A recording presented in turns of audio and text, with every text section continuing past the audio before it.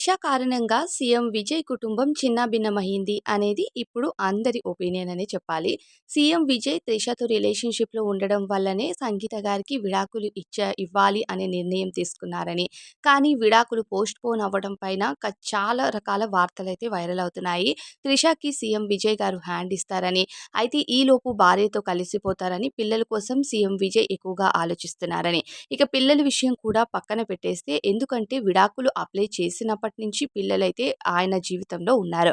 అయినా సరే పిల్లల కోసం ఆలోచించకుండా ఆయన విడాకులకి అప్లై చేశారంటే ఇటు భార్య, పిల్లలంటే ఆయనకి లెక్కలేదు అనే వాళ్ళు కూడా చాలామందే ఉన్నారు.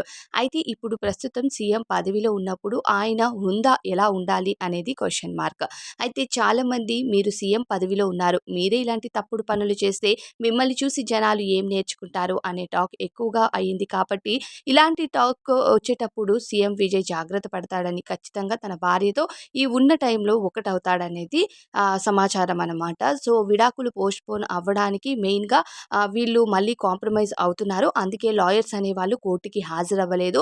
ఆన్‌లైన్‌లో హాజరవుతాము అనడంతో జడ్జి దీన్ని తిరస్కరించి ఈ విడాకులు కేస్ అనేది ఆగస్టు 7కి పోస్ట్‌పోన్ చేయడం జరిగింది.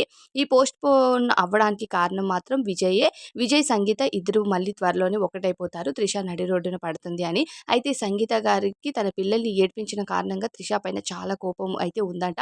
త్రిష కారణంగా ఇప్పుడు విజయ్ పైన కూడా చాలా కోపంగా ఉంది. కోపంలో సంగీత గారు విడాకులు ఇవ్వడానికి ఇష్టపడుతున్నారే కానీ, ఆమె పిల్లల్ని ఏడ్పించడం గానీ, అలానే సీఎం విజయ్ గారిని ముందు బాధ పెట్టడం గానీ, ఏ క్షణం కూడా ఆమెకు అస్సలు ఇష్టం ఉండేది కాదంట. ఫ్యామిలీ విషయంలో సంగీత గారు చాలా బాధ్యతగా ఉంటారట. కానీ త్రిష ఎంటర్ అయిన తర్వాత మాత్రం సీఎం విజయ్ గారి ఇంట్లో చాలా కలతలు మొదలయ్యాయి. పిల్లలు ఏడుపులు అన్నీ జరిగాయి. మరి వీళ్ళిద్దరూ నిజంగానే పదవి కోసమైనా ఒకటవుతారా? కమెంట్స్‌లో చెప్పండి.